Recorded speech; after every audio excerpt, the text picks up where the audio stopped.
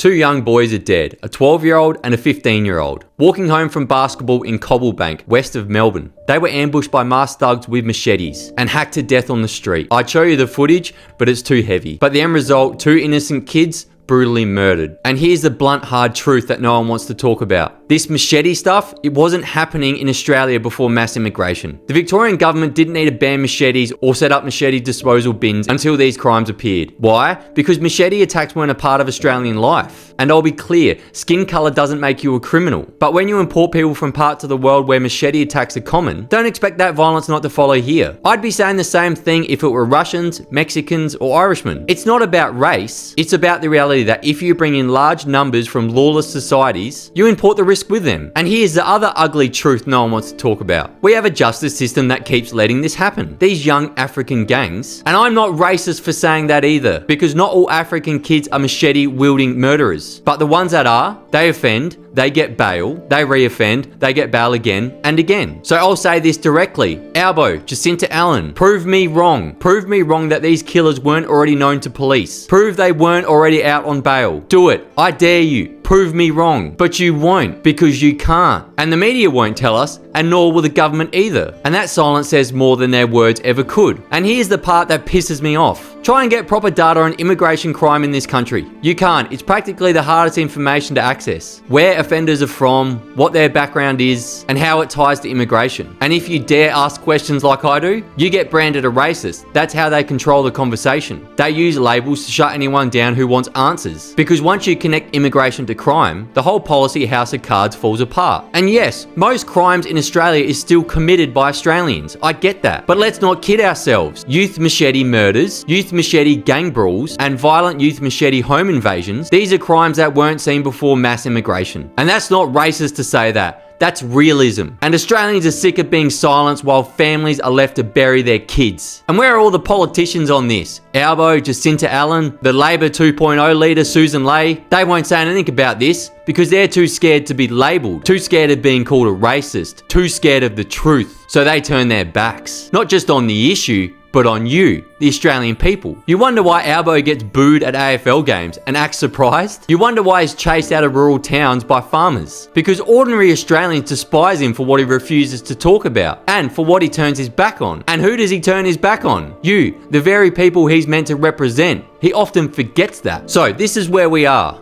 Mass immigration plus a weak, pathetic government plus soft, woke DEI bail laws. That equals dead kids. That's the equation. That's the reality. And until we face it, more families are going to pay the price. What's your thoughts?